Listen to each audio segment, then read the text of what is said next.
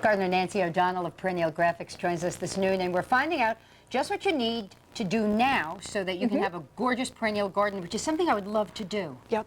What we're going to talk about today in our series for seed starting is designing a perennial garden and just getting yourself planned out.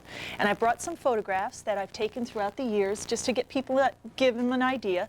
This first photograph is a picture of a garden in my backyard. And what it is we're going to talk about themed perennial gardens. And this is called a cottage garden. A cottage garden, what it does is it flowers different colors throughout the entire summer, fall, and the springtime. It's beautiful. Okay, and it just continual flower.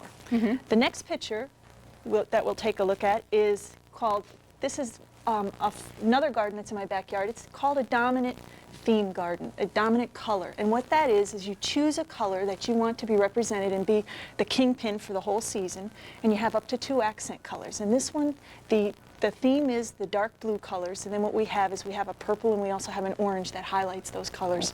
You can do that so that it does the kingpin color throughout the entire season, or you can have spring, maybe you want blue with an accent, and then maybe come summer you may want to change to a yellow highlighted color. So you can, make yourself a different painting in your backyard. Whereas in the cottage garden, there's all kinds of colors. All kinds of colors, all kinds of textures. A riot of colors. A riot of color. The next photograph that we have, this is a timed color garden, and it can also be used as a cutting garden, being that these are lilies, but a lot of folks may be on a vacation a particular time of the year, or they may rent their house out in Saratoga. They want their garden to be in full color during July and August, and why have it be coming into color in April or May? So what you do is you plan the garden, because perennials flower at a particular time of the year throughout the whole season. They don't flower like our annuals do in the beginning and continue through to the fall.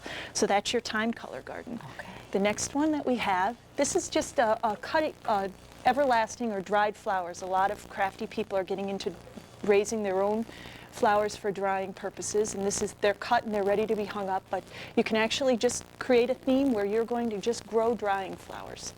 Okay, and the last picture we have is if you really feel hopeless, this is a garden that we had done a couple years ago. This is actually a pigsty.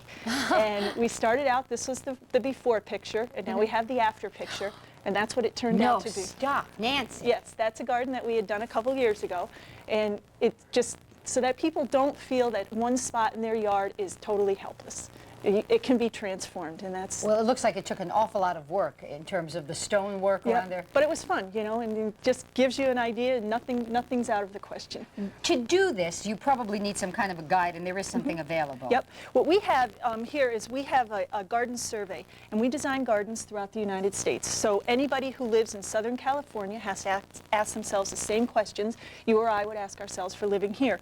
And what the survey does is it takes your ideas and it puts them into sort of a catalog, so that you know what type of soil you have, if you have a sunny spot or a shady spot. And then it goes through the fun questions of what theme do you want to use, what colors do you want in your garden, what time of year do you want it to flower.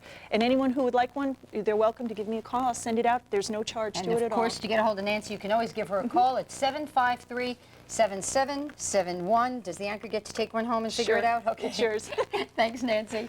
Oh, we'll be right back. Paul's got one last look at that AccuCheck snowy forecast after this. Looking ahead now to the stories we're working on this afternoon. Live at 5, a local teacher has reportedly been found dead in her home. We will have the latest from Greene County. Then at 5:30, we'll tell you what happened when Ralph Tortorici went before the judge for sentencing because of holding a class hostage over at SUNY. And then at 6, we're going to try to warm you up on a cold winter night by taking you to a local Mardi Gras celebration. Well, a Wisconsin tradition is many people raising their eyebrows and waxing them too, quite frankly. The St. Germain Lions Club has been dressing up in women's clothing for 13 years, all in the name of charity. The annual Stump Dump fundraiser features the guys performing on stage as Dolly Parton, Brenda Lee, Tanya Tucker, and Judy Garland. Some folks will do just about anything to raise a buck. Fun had by all. That's not your cup of tea. No, not at all. I would have to say. My cup of tea is the weather. We're Yes. going to have some significant weather for tonight. We have snow coming in. All right.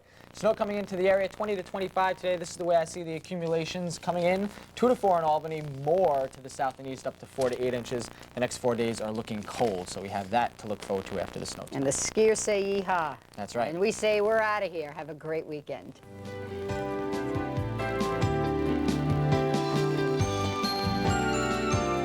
Thank Thank you for watching News Channel 13. We'd like to hear from you. To contact us, call 1-800-999-WNYT, extension 615. News Channel 13. You can count on us.